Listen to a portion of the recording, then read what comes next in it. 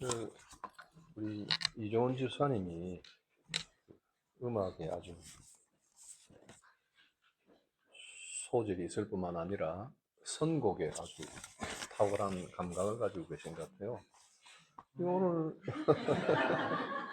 아마 그 인권사님의 내조가 깊지 않나 이런 생각이 드는데 오늘 불렀던 이 찬송도 로마서 8장 말씀이에요, 그죠? 여기 하나님이 모든 일을 주관하셔서 4절의 둘째 소절에 선을 이루심이라. 오늘 성경 같이 한번 읽어봅시다. 오늘 본문 로마서 8장이죠. 로마서 8장 23절 한 절이 남아 있는데 같이 한번 보시도록 하십시다. 여러분 한 절만 읽겠습니다만 이제 한 절만 읽어봅시다. 시작.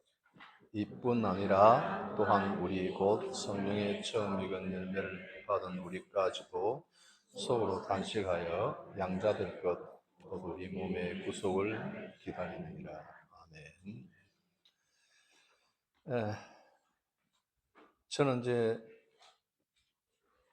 가급적 좀 이 본문을 간단하게 이렇게 하기 위해서 요절만 23절을 올렸는데 19절부터 제가 28절, 28절까지 제가 한번 쭉 읽어보겠습니다. 근데 19절부터 제가 21절까지 읽을 때 거기에 뭔가 뭐 흐름이 있는가, 시간적 흐름이 있는가, 그거를 이제 여러분들이 한번 느끼면서 읽어보시길 바랍니다. 제가 한번 읽어보겠습니다. 8장 19절. 피조물의 고대하는 바는 하나님의 아들들에 나타나는 것이니 피조물이 허무한 데 굴복하는 것은 자기 뜻이 아니요 오직 굴복해 하시는 이로 말미암음이라.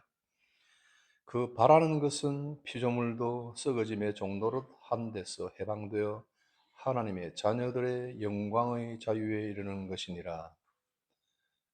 좀 읽힙니까? 읽혀져요? 자, 제가 한번 조금 이걸 이제 잠깐 설명하면서 갑시다. 피조물의 고대하는 바, expectation이잖아요. 그죠? 고대하는 바. 하나님의 아들들에 나타나는 것이니. 여러분, 그러면 피조물의 하나님의 아들들, 이 두 인물이 등장하잖아요.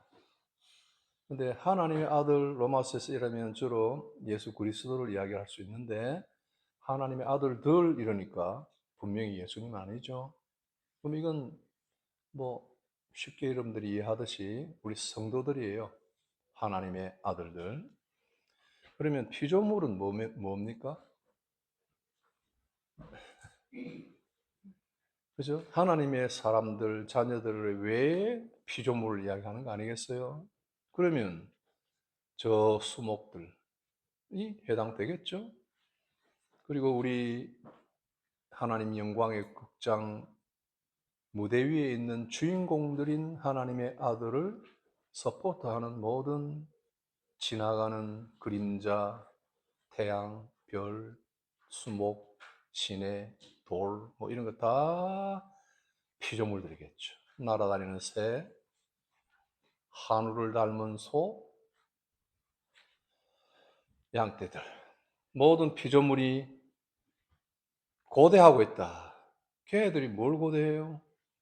우리는 하늘을 보면서, 영국 하늘을 보면서 저거를 통째로 한번 불에 넣고 돌려보면 어떨까 생각하지만은 걔들은 우리를 향해서 기대하는 것이, 고대하는 것이 있다 하는 거죠. 뭐예요? 그러면서 20절, 피조물이 허무한 데 굴복하는 것은 뭔가 쟤들은 굴복을 하고 있다는 거. 그건 자기 뜻이 아니요. 어떨 때는 자기들의 무슨 의지나 계획이 아니라 뭔가 그냥 굴러가는 대로 가고 있어요. 그죠? 뭔가 허무한 데 굴복한다 하는 것은 뭔가 시간의 흐름 속에 갇혀 있다. 떠밀려 간다. 그 굴복하는 것은 자기 뜻이 아니요 오직 굴복해 하시는 이로 말미암음이라.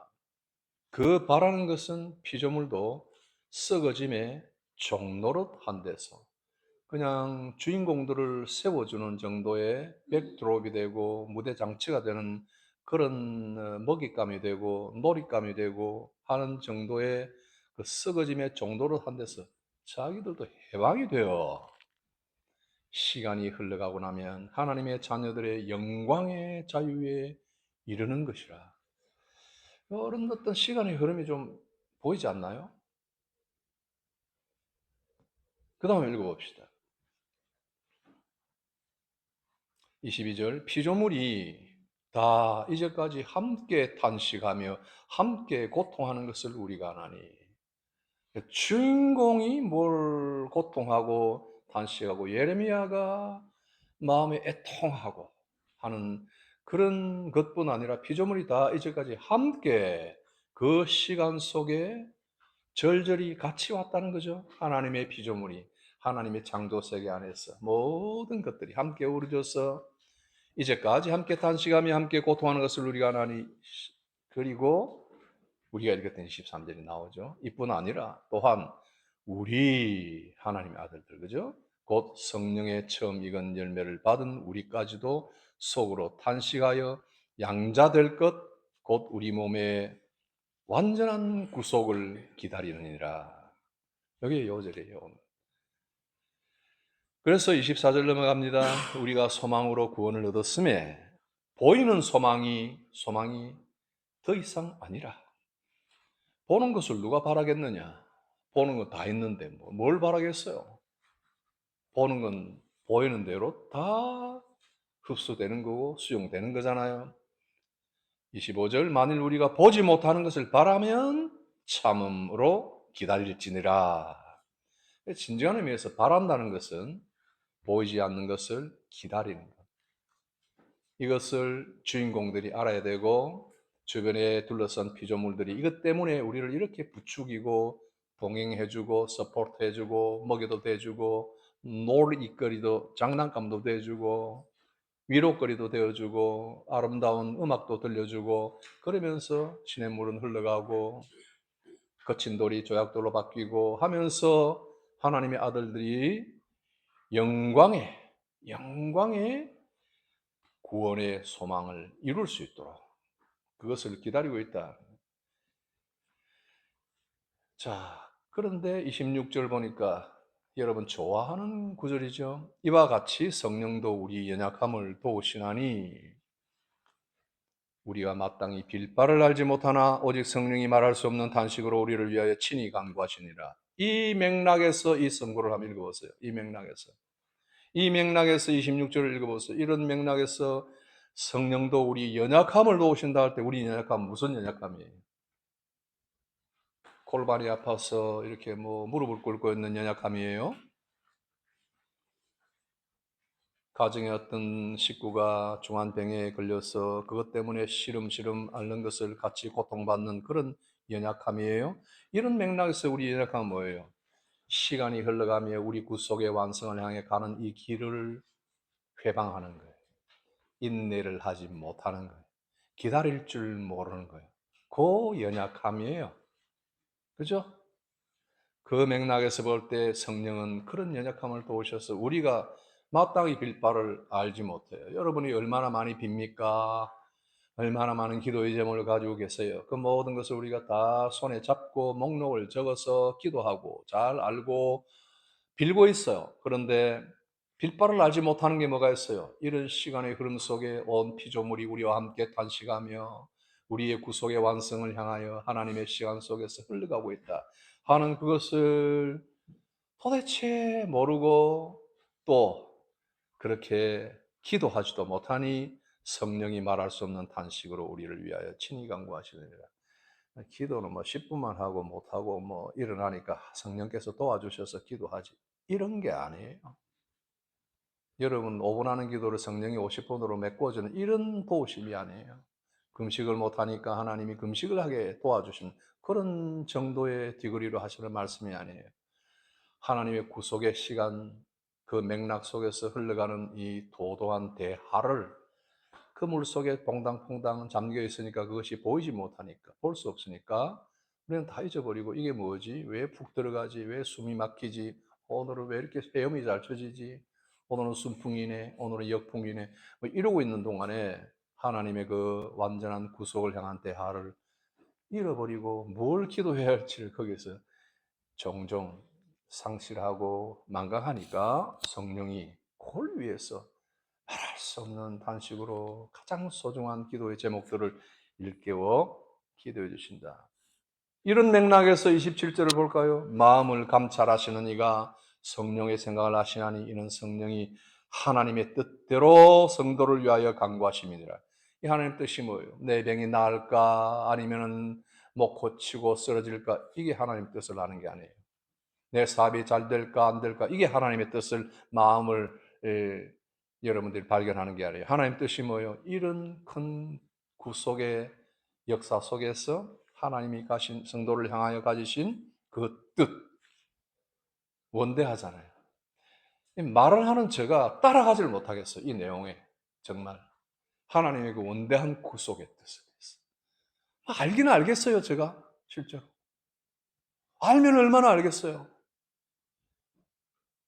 나물을 무쳐 놓으니까 그 나물이 맛이 좋아서 씹어 먹고 참 맛있다 한 정도로 알지. 그건 누가 어떻게 얼마나 47번을 주물렀으며 그 다음에 뒤집어 가지고 기름을 넣고 또다시 24번을 뒤집었으며 이런 데 대해서 우리가 어떻게 그걸 알겠어요?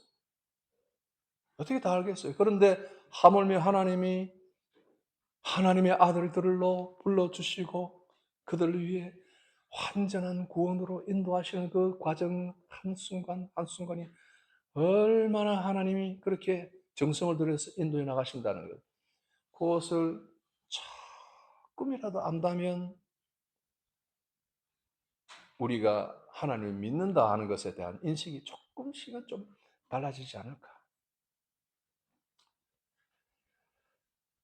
그래서 28절 오늘 우리 기도 많이 하시고 영감을 가진 우리 이종원 집사님 부부가 선택한 구절대로 우리가 알거니와 하나님을 사랑하는 자 곧 그 뜻대로 부르심을 이룬 자들에게는 모든 것이 합력하여 선을 이루느니라. 그러니까 안 좋은 일과 좋은 일이 뭉쳐져서 좋게 된다. 이런 정도의 우리의 시각 속에, 우리의 시간 속에 있는 어떤 일에 대한 어떤 기대나 평가가 아니라 하나님은 더 넓으신 아름다운 측량할 수 없는 사랑과 계획으로 인도해 나가시는 여기에 대한 선이, 그러니까 이게 전부 저는 시간의 흐름 속에서 가고 있다. 우리가 막 잠을 잘 때나 뛰어놀 때나 홀리데이를 갈 때나 예배를 드릴 때나 어느 순간순간마다 하나님이 이렇게 이끌어 가신다는 성경을 우리가 봅니다. 그러면 오늘 제목은 상류를 향한 항해입니다. 그래서 제가 상류사회라고 여러분 또 착각할까 봐 일부러 한문을 이렇게 했으니까 좀 너무 실망하지 마시고 빨리 상류 사유로 갔으면 좋겠다는 분은 조금 실망이 될 수 있는데, 물이 이렇게 흘러가는데 하류를 향해서 가는 것이 아니라 역류한다는 거예요. 상류를 향한 항해. 이 기다림이라고 하는 것은 상류를 향해서 역류하는 인생이에요. 세상에서 언제부턴가 우리는 기다리는 것은 무슨 수를 써서라도 피해야 할 것이라고 가정하도록 길들여졌다. 우리 고신에 제가 이제 고신대학교에 이 보민 교수라는 분이 계셨는데, 이분 오래전에 은퇴하셨고 미국에 계시고, 그분의 딸이 우리 교회에 잠깐 남았죠. 그 딸이 에리에리하게 예쁜 딸님이 하나 있는데, 그 우리 이전에 그 박근희 자매의 남편이 소유하고 있는 그 B&B 혹은 게스트하우스 같은데 잠깐 와서 머물렀을 때가 있죠. 우리가 여러분 다 잊어버리셨을지라도 그런 이제 자매가 있었어요. 그런데 그 교수님이 이제 공항을 이렇게 갔는데 이제 줄을 쭉 서서 기다리는데 하염없이 기다리고 힘든데 누가 탁 오더니 교수님 하고 알아보는 거예요. 그 안녕하세요. 교수님 이렇게 어디 나가시는 모양이죠? 잠깐 이리로 오십시오. 하고 저기 패스트 트랙 쪽으로 데려가요. 그리고 퍼스트 클래스 가는 사람들 시작도 하기 전에 이 사람이 척척 해가지고 좀 편리를 봐주었어요. 여러분 공항에서 그렇게 도와주는 사람 좀 기쁘겠죠? 그죠? 지루하고 힘들고 캐리지 들고 뭐 이렇게 복잡한데 누가 척척 인도를 해준다면 빠르게 통과할 수 있다면 좋겠죠? 그런데 이제 참 기분이 좋았다고 그랬어요. 그리고 이제 다음에 돌아오는 길에 혹은 뭐 다음 여행이라고 그랬나? 그래서 다음에 이제 또 줄을 서 있는데 누가 안 오나?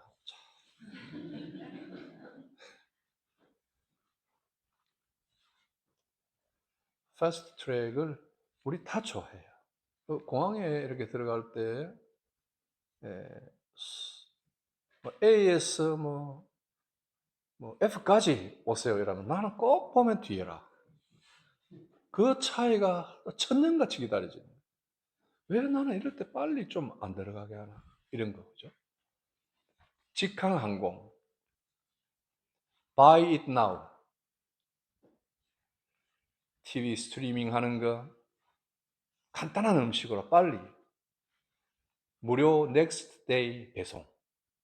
이 아니면 가치는 떨어지고 빨리 바꾸어서 이런 것들을 취사 선택하는 오늘. 필요한 것들은 즉각 해결할 수 있는 환경. 스마트폰은 우리의 기대를 근본적으로 재편했고 조정하고 있습니다. 특히 현대 디지털 기술 시대는 우리의 욕망이 즉각적으로 충족이 되고 반대로 고통과 괴로움이 즉각적으로 해소되기를 바라는 그런 우리의 기대를 더 강화시켜줬습니다. 제가 95년도에 에딘버러에 와서 메디컬 에틱을 하면서 그 중에 특별히 하나의 단어를 이렇게 봤는데 페인킬러 갤럭시. 여러분 전부 파라스테몰 다 들고 오셨죠? 혹시 아스피린? 갑자기 일어날 때 먹는 거 말이죠. 램십, 그죠? 필수품이에요. 잠깐 열라면 의사의 직업이 의사도 잠깐 열라면 파라스테몰 다 이렇게 먹게 되죠. 이전에는 별로 그러지는 않았죠. 견뎠죠. 그죠? 뭐 수건을 올려놓고 옷을 벗겨놓고 부채질하고. 그래서 그때 배웠던 한 단어가 참 눈에 띄는 게 페인킬러 갤럭시라고. 모든 이 사람들의 세계 자체가 페인을 요만큼도 못 견딘다는 거예요. 참을 수가 없는 거예요. 이런 거를 봤는데 저는 요즘 생각하니까 패스트 트랙 갤럭시 같아요. 빨리. 8시 반이 식사 시간이라고 브로셔에 나와 있어서 윤 목사님은 그 시간 맞춰서 딱 나오시는데 여러분은 뭔데 8시부터 식사를 다 하고 계셨는지. 우리는 안 온다고 전화하고 뭐하노 이 양반이 저기에 한우 영국 소도 황소 한 마리가 모든 식구를 이끌고 아침부터 저 꼴을 먹이고 이러는데 이 유 목사님은 자기 식구를 그래 못 먹이나? 이렇게 생각하고 패스트 트랙 갤럭시인 거예요.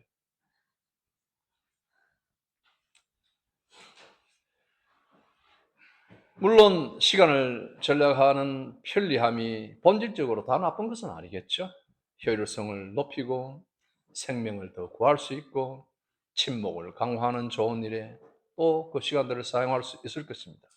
그러나 이제 클릭, 탭 하나로 질문에 대한 답을 다 얻는데 익숙해졌기 때문에 통제의 환상에 빠질 수 있다 하는 겁니다.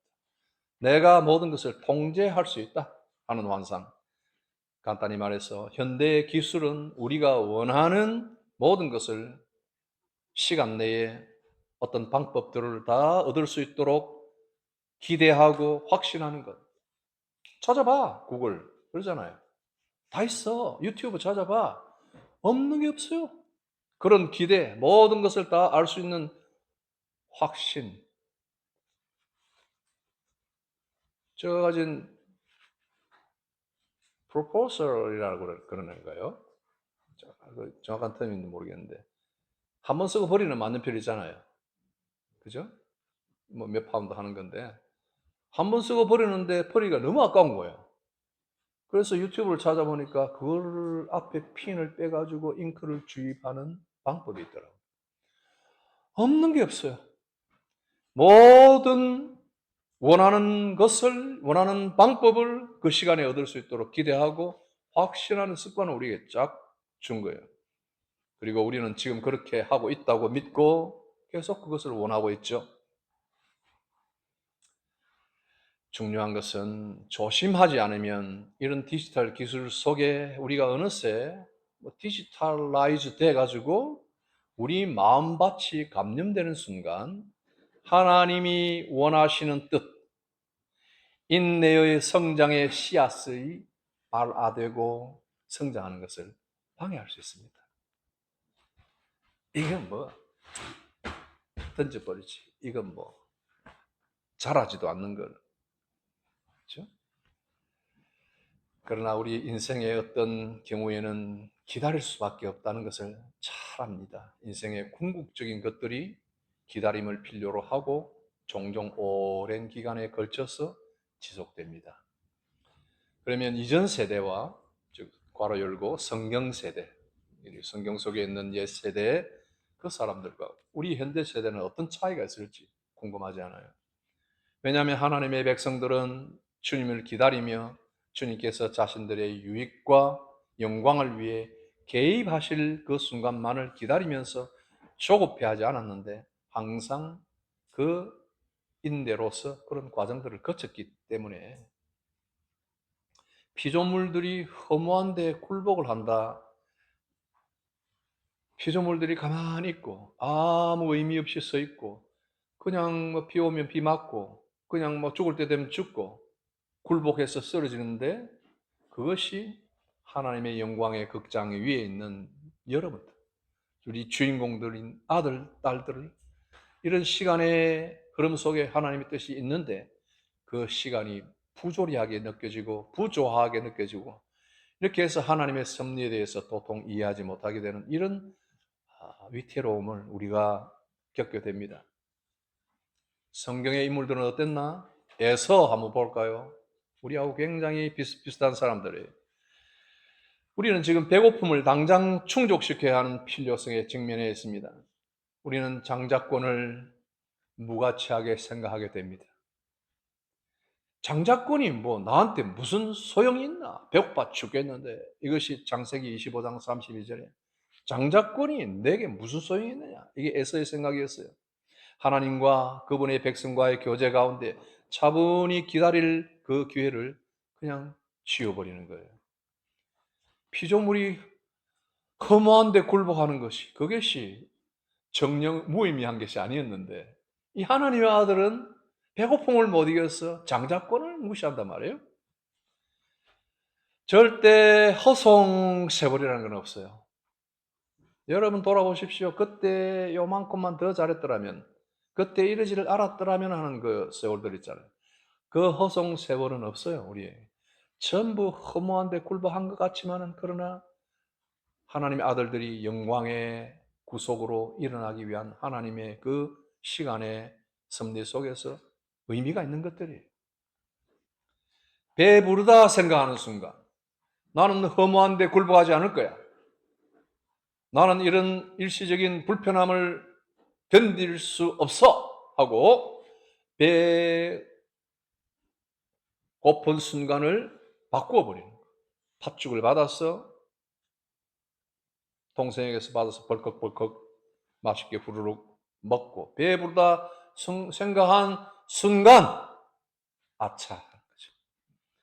섰다고 생각하는 순간 아차 하는 거죠. 고린도전서 10장 12, 13절. 고기가 없어서 주변의 환경에 영향을 받아 하나님의 선민들이 하나님이 분명히 종을 세워서 인도해 주신다고 했는데 그것을 기다리지 못하고 고기가 먹고 싶다고 악한 말로 하나님을 원망할 때 주변의 잡족들이에요. 그 성경이 잡족이라고 했어요. 뭐 잡놈들이라고 내가 욕을 하는 게 아니고 잡족들. 그러니까 하나님의 구속에서 제외됐던 사람들이 은혜 가운데 따라 나온 사람들이 있었어요. 그들도 선민처럼 이방 구원의 어떤 표상이 되는 사람들이 아니에요. 그런 사람들이 하나님의 은혜를 제대로 잘 모르니까 반은 중생인 것 같은데 반은 하지도 못한 것 같고, 그래서 악한 말로 하나님 원망할 때 하나님께서 모세를 통해서 하늘에 메추라기를 내려주셨잖아요. 이제는 고기가 왔다 하고 먹고 아직 고기가 이 사이에 있을 때 민수기 11장 33절 하나님이 진노해서 그들을 멸망을 시켰다. 그래서 그 멸망의 기념으로 기브롯 핫다와 이름을 그렇게 지을 정도로 순류를 타고 순풍에 돛단 듯이 쭉쭉 잘 내려왔는데 안차겠다는 순간에 온 폐어구와 그물망 풍랑이 그 앞에 도사리고 있을 수도 있다는 거예요. 그러니 기다리는 정신은 알고 보면 정말 바른 길로 가는 것인데 오히려 상류를 향해서 가는 항해와 같이 된다. 이 즉각적인 만족을 구하는 시대에 믿음의 기다림을 더 잘할 수 있는 방법이 뭐가 있는가? 이걸 우리가 오늘 잠깐 생각하고 마칩니다. 어떻게 그러면 믿음의 기다림을 더 잘 추구할 수 있을까? 첫째, 도구에 대한 재평가입니다. 도구에 대한 재평가. 우리가 손에 쥐고 있는 도구들, 재평가를 하셔야 됩니다. 디지털 미디어의 역사는 놀라울 정도로 복잡하다 하는 겁니다. 간단히 요약하면 미디어는 인간이 가끔 접하는 것이었던 반면에 지금 현재는 삶 자체의 필수적인 부분이 되었습니다. 우리 삶은 기다림을 완화하기 위해 고안된 디지털에 의해서 완전 장악되었습니다. 넷플릭스나 유튜브에는 자동 재생 기능이 있죠. 언제든지 내 원할 때 내 요구를 충족할 수 있습니다. 이런 에피소드가 하나가 맞춰지면 다음 에피소드로 툭툭 건너갑니다. 우리가 TV의 어떤 내용들에 놓고 뭐 주말 드라마, 원료 드라마 뭐 이런 걸 가지고 이야기할 때 그 주간 사이에 하나의 에피소드와 다음 에피소드의 그런 그 간격, 일주일 내내 그 간격을 기다렸다는 걸 기억하세요? 이전에 2003년에서 2004년 사이에 월화 드라마로 MBC에서 대장금을 했어요. 대장금? 2003년, 2004년, 이제 20년 전이죠. 그때 영국에 계셨던 분들 있습니까? 그때 여러분들 유튜브로 보셨어요? 아니죠. 비디오로 봤어요. 저 우리 에딘버러 했어요. 비디오를 15개를 공수를 해가지고 이 척 하는 거 있잖아요. 밤을 새워서 보고 졸다가 보고 해서 다 떼면 다음 사람 돌려줘야 되고 이렇게 해서 쭉 커뮤니티가 보던 때가 있었어요. 그리고 한국에 돌아오는 사람들이 방문을 마치고 돌아온 사람들이 갖다 주는 선물 중에 좋은 선물이 뭐였어요? 신문이죠. 혹은 주월간 조선, 주간 조선 이런 거. 아주 그때는 막 냄새가 확 나면서 팔팔하고 그냥 잉크 냄새가 나면서 보면은 막 신문에 광고 하나까지 안 배고 다 있는다니까요. 다 본다. 전부 다 보는 거예요. 그런 시대가 있었지만은 정말 미디어를 가끔씩 접하는 그런 시대였지만은 이제는 그렇지 않죠. 우리 삶은 그것을 다 손안에 넣고 통제하고 있다고 생각하는데 약간 생각을 바꿔 보면 그것들이 지금 우리를 완전 통제하고 있다. 이게 과대한 해석 같습니까? 닐 포스트만이라는 사람이 있습니다. 1931년에 나와서 1931년도에 난 사람이 유명한 사람들이 많아요. 박완서 씨, 닐 포스트만, 임성희 뭐 이런 분들. 임성희를 몰라요? 그까지는 모르셔도 됩니다. 한번 유튜브 찾아도 안 나오고 그거는 뭐 위키 백과 찾아도 안 나올 겁니다. 1931년에서 2003년 사이에 살았던 분인데 이분은 매체 이론가라고 해요. 문화평론가이기도 하고 이분이 하는 이야기를 들어보세요. 기술 발전 그 부분에 대해서 이야기를 하는데, 사회의 외관상의 이점을 도입하는 모든 새로운 기술, 거기에는 그에 상응하는 단점도 초래된다. 대개는 그걸 고려하지 않는다는 거예요. 맞죠? 신기술이 무엇을 더 할 수 있는가 하는 질문으로 신기술을 만들어내지만, 신기술이 무엇을 무효화하고 폐지하고 있는가에 대한 질문은 별로 중요하게 생각하지 않죠. 신약에 대해서도 마찬가지죠. 신약을 개발해서 특효하게 사람들을 유익하게 한다, 사람들을 편하게 만들어준다 하는데, 사실은 신약에 따라 나오는 모든 부작용들을 다 읽고 나면은 약맛이 떨어져 버리죠. 나는 그래서 안 먹는 약이 정말 많아요. 못 먹겠어요, 부작용. 얼마나 많은 것들을 폐지시키고 있어요. 얼마나 많은 것들을 일깨워주고 유익하게 하면서도 얼마나 많은 것들을 불리하게 만드는 거예요. 물론 이걸 과학적으로 다 증명해서 저울 위에 올려놓고 장점들을 서포트해서 어쩔 수 없이 그 부분을 공격을 해야 되기 때문에, 공격적으로 약들을 만들어내고 또 여러 시험을 거쳐서 합리적으로 과학적으로 타당하게 그런 약들이 출시가 되겠죠. 그러나 피할 수 없는 것은 어떤 부분은 폐지가 되고 있다는 거예요. 약화가 되고 있다는 거예요. 그래서 네일 포스트만이 기술 발전에는 제한이 분명히 있다. 그것이 인간 가치를 절대 대신할 수는 없다. 이런 말을 했습니다. 그죠? 우리가 모든 새로운 기술의 장점들을 받아들이고 그것을 무비판적으로 채택을 하게 될 때, 우리는 그것이 가져올 단점을 고려하지 못하게 된다. 예. 여러분이 부분적으로 동의하는 것들이 있을 겁니다. 가정에서 벌써 이런 미디어 매체들을 통해서 자녀들이 어떤 좋은 선 영향을 받으며 동시에 어떤 악 영향 속에 노출될 수 있는가. 또 하나 예를 들면은 문자 메시지 출연을 한번 생각해 보십시오. 문자 메시지를 사용하면 더 먼 거리에 있는 더 많은 사람들과 연락 통신을 유지할 수 있습니다. 하지만 조심하지 않으면 문자 메시지가 바로 커뮤니티에 있는 사랑하는 사람들과의 대면 접촉을 전부 다 깎아내릴 수가 있습니다. 우리가 드리는 영상 예배, 코로나 이후에 더욱더 발달을 했다고 보죠. 더 만연해 있죠. 영상 예배라는 것, 참 유익하고 필수적인 어떤 필요 부분이 5% 있다고 나는 생각하면 95%는 NO, 반대예요. 제가 부득부득 코비드 기간 중에 마지막 2사람까지 제안했을 때도 교회당에 나가서 설교를 송설한 이유가 그거예요. 뭐 뒷배경을 위해서가 아니라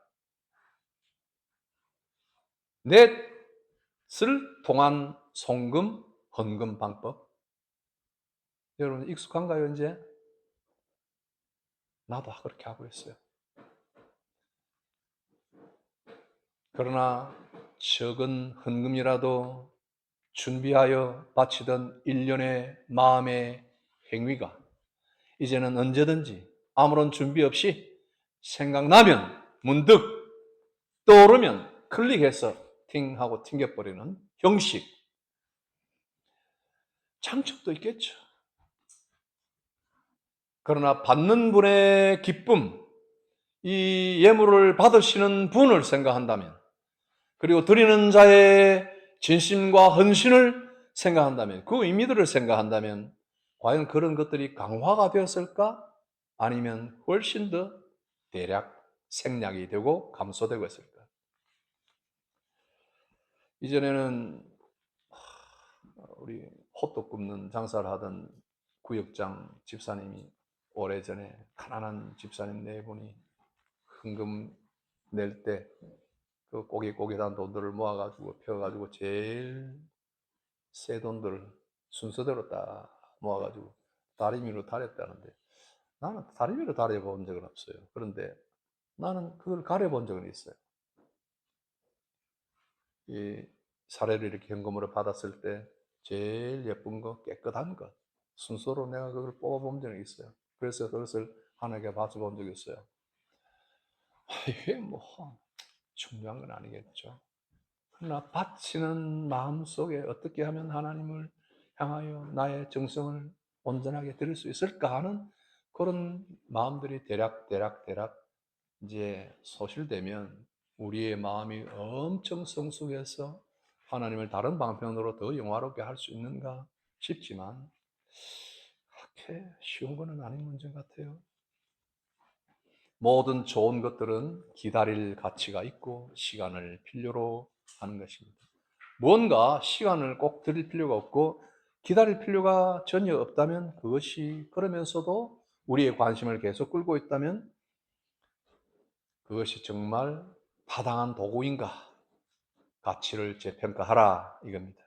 두 번째, 은혜의 수단에 다시 헌신하라. 은혜의 수단에 다시 헌신하라. 사도시대의 교회가 사도들의 가르침 중에 그 가르침을 받고 서로 모여서 교제의 떡을 떼는 것과 기도하는 일에 헌신을 했잖아요. 사도행전 2장 42절. 그런데 현대 교회의 대부분은 제가 볼 때는 오락과 치료에 전념해 있습니다. 제가 좀 다소간 신랄한 비판을 좀 하는 것을 인정을 합니다. 교회가 모여서 뭐 오락을 하겠어요? 뭐 가족 오락관을 벌이겠어요? 그런 건 아닌데 뭔가 교회가 인간 중심으로 오락, 우리의 마음이 해피해야 된다. 오락, 그리고 치료, 뭔가 인간을 뭔가 서포트 해줘야 된다. 설교에 관하여 디지털의 즉각성과 시각적인 자극, 그런 흥을 돋구어주는 관심들과 설교는 경쟁을 할 수 없기 때문에 점점 줄어드는 주의 집중 시간. 그래서 뭘 말하려고 하는가 금방 알아차려버려요. 그리고 목사들은 이제 감각이 점점 떨어지고 나이가 들면서 뭘 말해야 되는 걸 알면서도 계속 반복을 하고 있어요. 그러니까 성도들은 거기에 좀 함정을 좀 빠지게 되죠. 근데 목사들이 그런 감각을 유지할 수 있도록 노력을 해야 되겠죠. 뻔한 소리 자꾸 반복 2번, 3번, 4번 하면은 그 듣기 좋아하는 사람이 있어요. 자기 자신도 앉아서 들으면 듣기 싫을 텐데. 그렇잖아요. 그죠? 근데 성도들이 벌써 그걸 알고 어떤 경우에는 그냥 일찍 포기를 해버리고, 아이, 뭐 다 끝났어 하고 앉아서 열심히 주보에다가 메모하는 줄 알았는데 보니까 여기 안 계시는 분 중에 한 분이 주보에 빽빽하게 뭘 써놨는데 설교만 마치면 설교에 대해서 평도 참 잘하시는 분인데 아들과 합세하여 적어놓은 걸 보니까 로마서 암송을 쭉 적어놨더라고요. 설교를 안 듣고 자기 성경 암송하고 있어요. 쇼핑 목록 적는 것보다는 좀 나아요. 이것도 우리 울산 권사님을 위해서 제가 울산에서 목회할 때 성도들이 다 떠나고 난 뒤에 교회를 한 바퀴 둘러보는데 주보가 떨어져 있어서 우리 교인들은 아는 거니까 뭐 잠깐 쉬세요. 그래서 주보를 다 제가 주웠어요. 메모를 해놨어요. 얼마나 고마운지 성도가 내가 설교한 걸 오늘 받아 적었구나, 뭔가 열심히 들었구나 하고 보니까 시금치, 무 적어놨더라고. 그러니 그 주의를 집중을 할 수 없기 때문에 설교 시간을 단축시키는 거예요. 여러분 제 설교가 잘 길지 않잖아요. 제가 한 36분 한 날은 굉장히 긴 날이잖아요. 제가 딱 마치고 나서 녹음기를 탁 끄고 20분 정도 되면은 오늘 참 잘했다 이런 생각이 들어요. 그죠? 물론 뭐 원수가 집안에 있기 때문에 설교는 짧게 하는 것이 명설교다 이런 이야기를 너무 내가 많이 들었기 때문에 또 그러기도 하지만 여러분 이 시대 속에 우리가 설교를 듣는 태도를 한번 생각해 보세요. 성례전 떡과 포도즙을 앞에 놓고 2000년 전 세월을 시간 속에서 흘러가 마가의 다락방으로 우리는 향하는 시간 여행을 하는 거예요. 제자들의 발을 씻기시며 허리에 수건을 두르셨던 것을 꺼내어서 발을 닦아주시며 너희들도 나와 같이 섬기는 자라 되라고 말씀하시고 그 다음에 식사하시고 식후에 떡을 떼시고 잔을 드시며 이것은 너희를 위하는 내 몸이니 나를 생각하고 기념하라 하고 내가 올 때까지 이 나의 죽음을 세상에 전하라는 그 말씀을 주시는 그 자리로 우리는 돌아가는 거예요. 시간이 5분이든지 20분이든지 그 짧은 시간 속에 수천 년의 그 시간을 거슬러 올라갔어요. 그 자리로 주님의 초대를 받고 주님의 나를 기념하라를 다시 생각하는 그런 순간이에요. 그 아득한 순간 여행이 수천 년의 시간을 거슬러 올라갑니다. 미디어를 통한 감정적 만족의 충족성 비교에서 주님의 성찬은 경쟁이 안 돼요. 그래도 주님은 그 시대의 시각적 효과를 위해서 식물을 들고 가장 친근한 것들을 들어서 매일 기억할 수 있도록 매 순간 잊지 않고 3번씩이라도 기억할 수 있도록 그렇게 하셨건만 이제는 그런 시대가 지나고 이 현 시대 속에서는 경쟁이 안 되는 거예요. 다 그 감각들은 줄어들고 어떻게든지 허둥대다가 끝나고 모든 시각적 자극은 조금도 눈을 통해서 가슴으로 정동되지 못하고 그대로 그냥 하고 끝납니다. 횟수도 줄어들고 시간도 줄어들고 후딱후딱 해치우는 그런 성례전이 되었습니다. 우리가 꼭 그렇다는 건 아니지만은 보편적으로 그렇습니다. 하나님의 지혜와 하나님의 은혜의 수단으로 우리를 위해서 마련해 주신 은혜의 방편들을 다시 일깨워야 됩니다.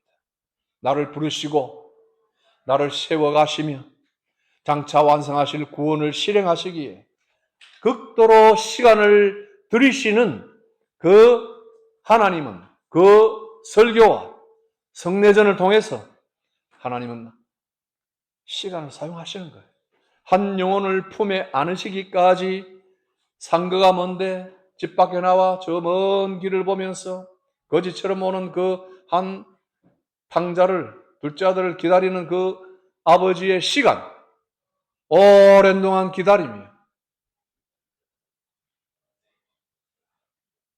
시간을 보내시고 우리를 위해서 희생하시며 우리를 안아주실 때까지 기도하시고 인내하시며 지금도 하나님 보좌 우편에서 우리를 위하여 기도하시는 우리 주님, 그 희생이 다 시간을 소요하는 것들이에요.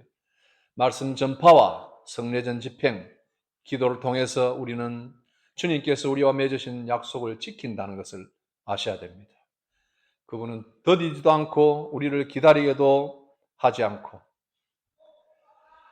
하나님은 주께서 우리를 먹일 수 있도록 하늘로 올리우시는 그 통로로서 은혜의 수단을 사용하는데 교회의 예배 안에서 예배를 통해서 이런 일을 이루어 가십니다.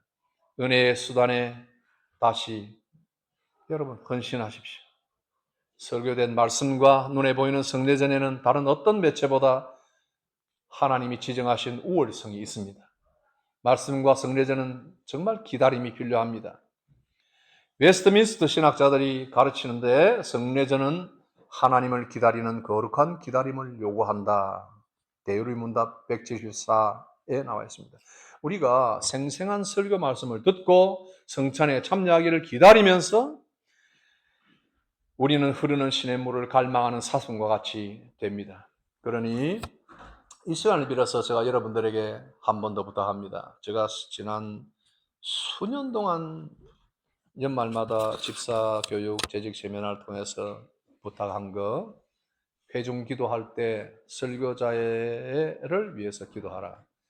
설교자의 절실함에 성도가 동참할 것을 필요하다 하는 것을 제가 강조했습니다. 예배 회중 기도를 한국에서는 주로 장로님들이 하시는데 우리 교회에서 집사님들이 쭉 순번을 맡아서 이렇게 기도를 하시죠. 그 회중 기도에 설교와 설교자를 제일 먼저 놓고 기도하셔요. 가장 중요한 시간이기 때문에. 그렇잖아요.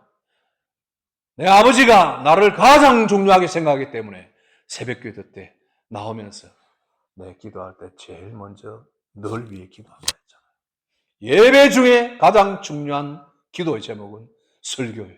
그러니까 설교자를 위해서도 기도해야 돼요.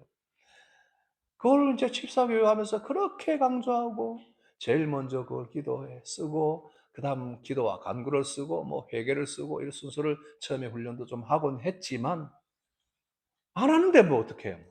뭐 나는 뭐 내 마음대로 하겠다는데 뭐 내가 어떻게 해요? 그게 이제 내가 좀 젊었을 때는 또, 또 반복 교육, 또 반복 교육 했는데 이제 나이가 들고 보니까 안 되려면 안 된다 생각하고 이제 포기를 내가 하는 거예요.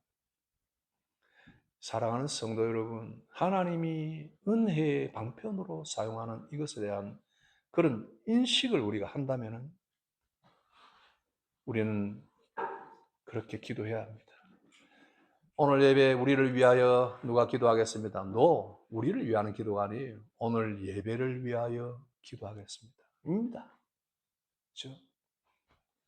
아픈 성도와 문제, 교회의 문제, 나라와 세계의 문제들은 그 뒤에 따라오면 되는 거예요. 근데 절대 안 하는데 그 이유를 제가 분석을 해보니까 첫째, 목사님이 미워서. 싫은 거예요, 막 그냥. 근데 우리 교회는 그런 사람은 아무도 없는 것 같아요. 둘째가 중요합니다. 하나님의 거룩한 방편을 뭘 이해했기 때문이에요. 얼마나 이 예배가 소중하고 생생한 설교와 얼마나 중요하다는 것. 내가 앉은 자리에서 선포되는 말씀을 정말 저 종을 통해서 하나님이 내게 들려주시기를 원하는 데 대한 이해가 있다면 어찌 그 사람을 위해서 기도 안 하겠어요? 그런데 그 기도를 하는 것이 마치 개인적으로 그 사람을 좋아서 뭔가 하는 것처럼 이렇게 오해를 하면 그 기도하기 힘들죠. 안 그래요? 그래서 내가 뭐 아부하는 것도 아니고 뭐 목사님 위해서 꼭 기도해야 되나 이런 생각을 하면은 기도를 못 하는 거예요. 셋째 이유는 뭐예요? 제가 분석한 거예요. 이거는 뭐 책에도 없고 뭐 어디 인터넷 봐도 없을 거예요. 셋째는 설교에 대한 기대가 없음을 반증하는 거예요. 기대가 없어. 오늘 정말 설교에 대한 기대가 있다면 기도가 왜 한다고 했어요?